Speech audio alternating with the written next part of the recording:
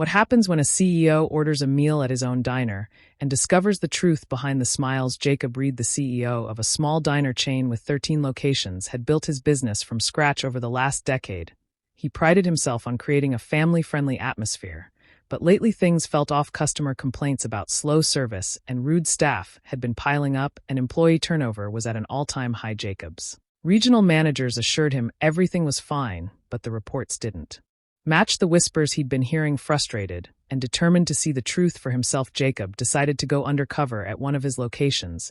He picked a diner in a suburban town 2 hours away from his corporate office. It was far enough that no one would recognize him. Most of his employees had never met him in person. To make sure he blended in, Jacob grew out a scruffy beard, ditched his tailored suits for a worn-out hoodie and jeans, and put on a pair of thick-rimmed glasses. He looked nothing like the polished executive who appeared on the company website.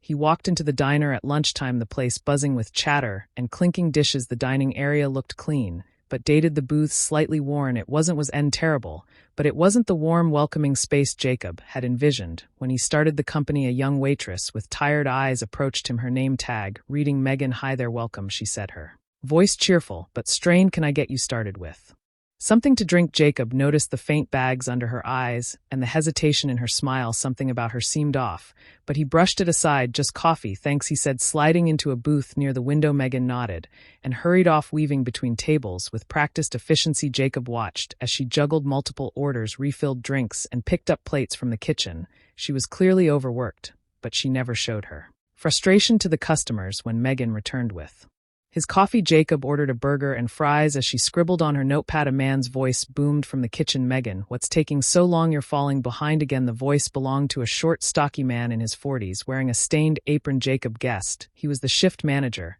He hadn't introduced himself to Jacob as he came in. Something Jacob noted. Megan flinched at the tone, but nodded quickly. "Coming right up," she called back, her voice cracking slightly. Jacob frowned. He'd built this business on the idea that employees should feel valued, not berated in front of customers. He sipped his coffee and decided to keep watching as he waited for his food.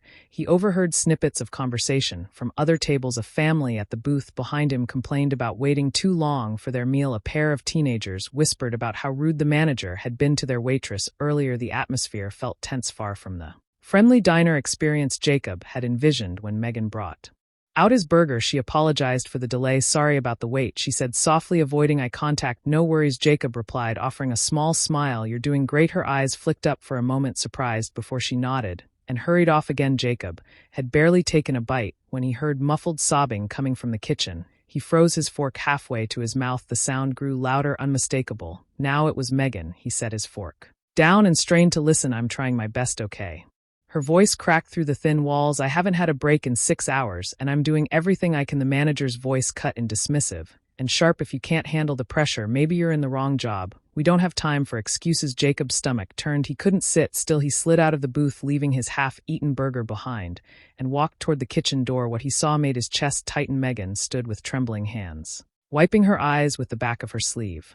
The manager loomed over her, arms crossed, his face twisted in frustration. Two cooks avoided looking at the scene, clearly uncomfortable, but unwilling to step in. Jacob clenched his fists, his heart pounding. This wasn't the company he'd built. "Is there a problem here?" Jacob asked, his voice calm but firm. The manager turned, startled. "No, just a little miscommunication." Megan shook her head, tears still pooling in her eyes. "I'm sorry," she whispered. Jacob looked at her, then back at the manager. He didn't reveal who he was yet. Instead, he said, "She looks like she needs a break. Why don't you let her sit down for a few minutes?" The manager scoffed. "We're short-staffed. There's no time for breaks." During the rush, Jacob's jaw tightened. "There's always time to treat people with respect," he said evenly. The tension in the room was thick as Jacob held the manager's gaze. He knew he couldn't stay silent much longer. The manager's lips pressed into a thin line, but before he could respond, one of the cooks, a wiry young man with a nervous energy, spoke up. "Megan's been nonstop since she clocked in. She hasn't even had time to grab a drink of water." His voice was hesitant, but there was a quiet defiance in his tone. The manager shot him a glare. "Stay out of it, Connor. Focus on your station." Jacob's eyes flicked to Connor, then back to the manager. "And who's in charge of making sure your team can focus? Because from where I'm standing, it seems like the pressure is coming from how this place is being run." The manager's face flushed, his bravado slipping for a moment. "Look, I'm just doing my job. If people can't handle it, that's not on me." Jacob's gaze hardened. "We'll see about that." Megan, still wiping her eyes, looked at Jacob with confusion, and a hint of gratitude. I'll be fine, she muttered, though her voice wavered. She turned toward the door, but Jacob gently stopped her. Take 5, he said softly. You've earned it. The manager started to protest, but Jacob held up a hand, his tone leaving no room for argument. She's taking a break now, Megan hesitated, glancing nervously between Jacob and the manager before nodding, and slipping past the swinging kitchen doors. Jacob turned his attention back to the manager, his voice calm but steely. What's your name, Rick? The man replied, his tone defensive.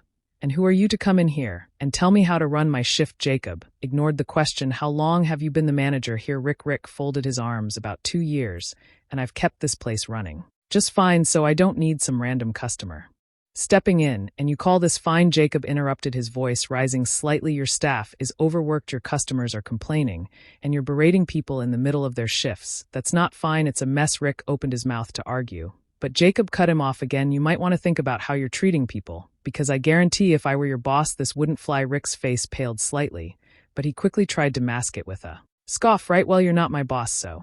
Before he could finish, the kitchen doors swung open, and Megan reappeared, her face slightly more composed. She kept her head down as she walked past Rick and back toward the dining area. Jacob decided it was time to step back and observe again. For now, he gave Rick one last pointed look before turning and following Megan into the dining room. Back at his booth, Jacob watched as Megan returned to her routine.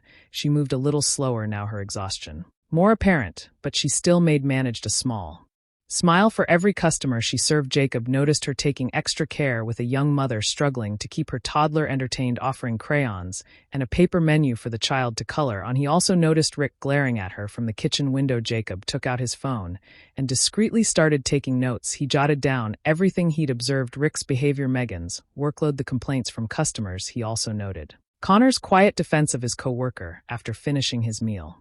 Jacob flagged Megan down. Can I get the check? He asked, keeping his tone light. She nodded and quickly brought it over along with the receipt. Thanks for stopping by. Sorry again about earlier, she said quietly. No need to apologize, Jacob replied, slipping some cash into the billfold. You're doing great. Her cheeks flushed slightly, and she offered a small, genuine smile. Thank you. As she walked away, Jacob made a decision. He wasn't done here, not by a long shot. He stood, grabbed his jacket, and made his way to the door, but before leaving he paused and glanced back at the dining room. Megan was refilling a customer's coffee, her movements careful but efficient. Rick was barking orders at Connor in the kitchen. Jacob's jaw tightened.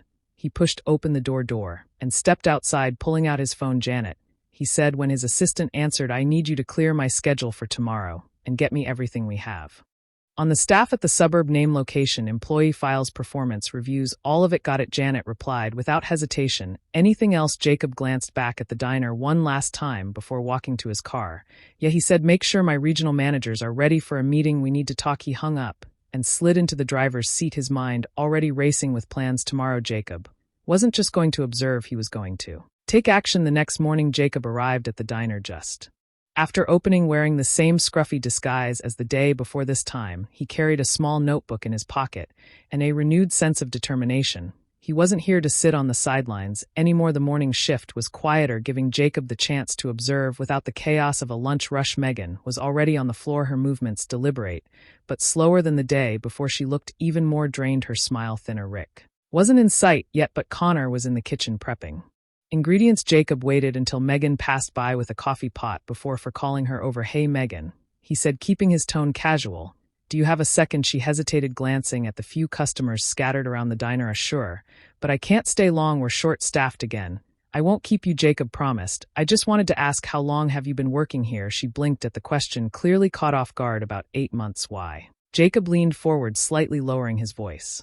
You seem like you're carrying a lot on your shoulders. Is it always this busy? Megan hesitated, her eyes darting toward the kitchen window. It's not always the customers. Sometimes it's. She trailed off, biting her lip. It's Rick, isn't it? Jacob asked gently. Her head snapped up, and for a moment she looked panicked. I shouldn't. You don't have to say anything, Jacob interrupted, keeping his voice soft. I just want to understand what it's like for you here. Megan hesitated again, then sighed. It's not just him.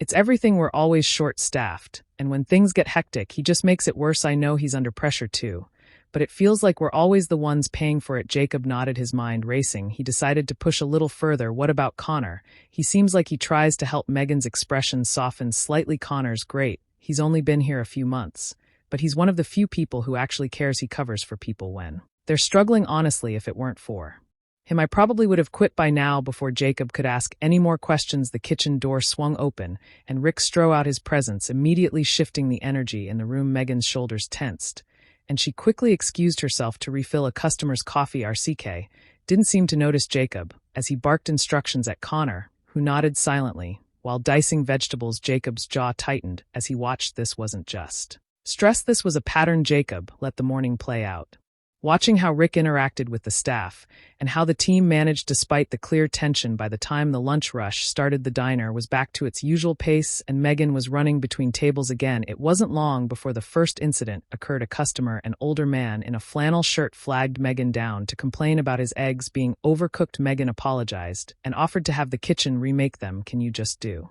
your job right the first time?" the man grumbled. Megan's face flushed, but she kept her composure. "I'm really sorry about that. I'll get it fixed right away." Rick, who had overheard the exchange, stormed out of the kitchen. "What's the problem here?" he demanded, glaring at Megan. "It's fine," the customer replied, waving him off. "She's handling it." Rick turned to Megan. "Anyway, how many times do I have to tell you to double-check the orders before they go out? This is basic stuff." Jacob stood abruptly, his chair scraping against the floor, drawing everyone's attention.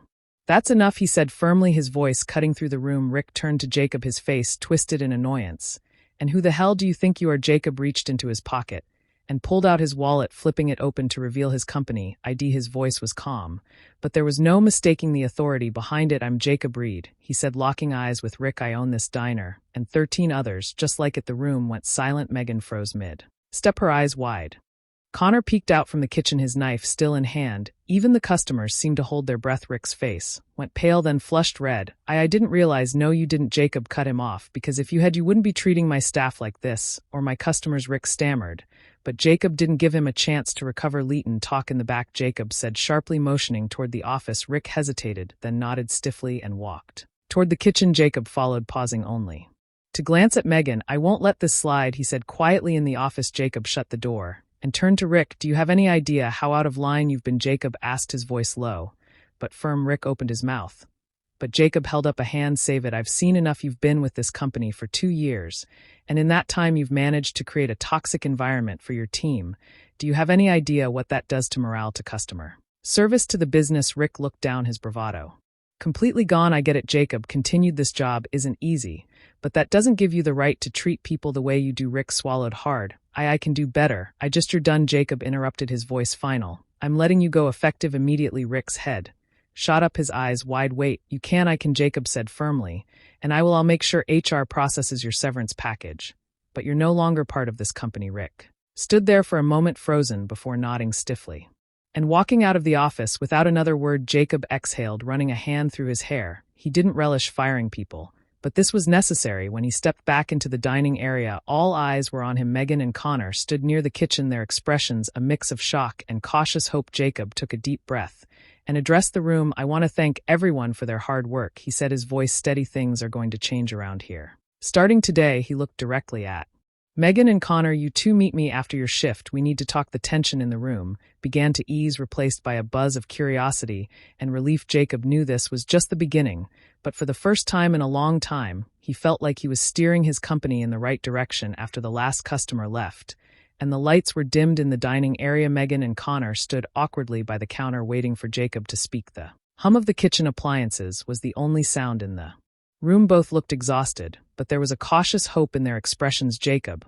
had spent the rest of the day observing without interfering further, but now it was time to act. "All right, let's sit," Jacob said, motioning to a booth near the back. He slid into one side, while Megan and Connor hesitated before taking the other. Jacob leaned forward, resting his forearms on the table. "First, I want to say thank you. I know today was rough, especially with everything going on, but you handled yourselves with professionalism and care. That's more than I can say for some of the leadership this place has had." Megan glanced at Connor, unsure how to respond, while Connor fidgeted with the edge of his apron. "I didn't know things had gotten this bad," Jacob admitted, his voice softer. "Now that's on me. I've been too distant. I built this company to a place where people feel valued, employees and customers, and somewhere along the way I lost sight of that." Megan finally spoke, her voice hesitant. "It's not all bad. I mean, I've worked worse jobs, but it's been hard. I do love the customers, though." I just wish. She trailed off, unsure if she should say more. "Wish what?" Jacob asked gently. "Yes, I just wish it felt like someone cared, like really cared about us, not just about the numbers or how fast we can turn tables." Jacob nodded, letting her words sink in.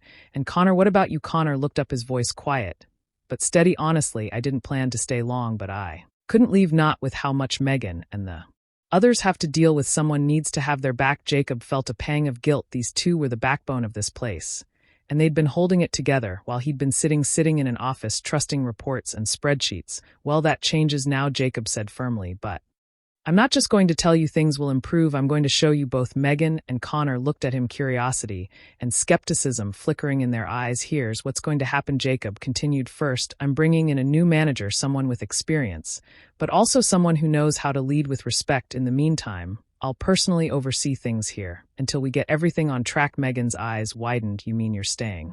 Jacob nodded. For as long as it takes. Connor tilted his head. And what about a Rick Hune not coming back? Jacob said simply, I don't tolerate that kind of behavior, and neither should you. Connor let out a small breath of relief, while Megan's shoulders sagged as if a weight had been lifted. Second, Jacob added, I'm revisiting the staffing structure. No more being short-staffed during peak hours. We'll hire more people, and I'll make sure everyone gets proper breaks. You can't take care of customers if you're running on empty. Megan gave a small smile. That would be amazing. Third, Jacob said, his tone softening, I want to reward the two of you for everything you've done to keep this place afloat. Megan and Connor exchanged surprised looks. Reward us? Megan asked cautiously. Jacob nodded. Connor, you've shown incredible loyalty and leadership. Even in the short time you've been here, I'm promoting you to assistant manager. You'll get a raise and more consistent hours. Connor's jaw dropped. Wait, are you serious? I've never managed anything before. Jacob smiled. You're already doing it. You've been stepping up when no one else would. That's what leadership looks like. Connor blinked, his face a mix of shock and gratitude. I don't know what to say. Thank you. Jacob turned to Megan. And you, Megan, 8 months of dedication. Even when things were at their worst, I see how much you care about the customers and your coworkers. You deserve more than just a pat on the back. Megan's eyes shimmered, and she quickly looked down, embarrassed. I'm just doing my job. You're doing more than that, Jacob said gently. Starting next week, I'm giving you a significant pay raise, and I want to set up a bonus system for the staff, so hard work like yours gets recognized. Megan's hand flew to her mouth. Oh my God, really, really, Jacob said, smiling. For a moment, neither of them spoke, the weight of his words sinking, and then Megan whispered, Thank you, I mean it. Thank you. Jacob leaned back, his ex fresh and softening. You've earned it. As they finished their conversation, Jacob laid out more of his plans to improve the diner. He promised to update the outdated equipment, implement a better scheduling system, and hold regular meetings with the team to hear their concerns. By the time they left the booth, both Megan and Connor looked lighter, as if the tension that had been weighing them down for so long had finally lifted. The next few weeks were a whirlwind. Jacob kept his promise, spending several days at the diner working alongside the staff and listening to their feedback. He personally interviewed candidates for the manager position, eventually hiring a woman named Denise, whose experience and empathetic leadership style quickly won over the team. True to his word, Jacob approved raises for Megan and Connor and brought in 3 new hires to ease the workload. The atmosphere in the diner transformed. Customers noticed the change too. Service was faster, and the staff seemed genuinely happy to be there. One afternoon, as Jacob prepared to leave for the corporate office, Megan stopped him by the door. Hey, she said, smiling, I just wanted to say this place feels different now, better, like it actually matters. Jacob smiled. It does matter. And so do you. As he walked to his car, Jacob felt a sense of pride he hadn't felt in years. It wasn't just about profits or expansion anymore. It was about the people who made it all possible, and he wasn't going to forget that again.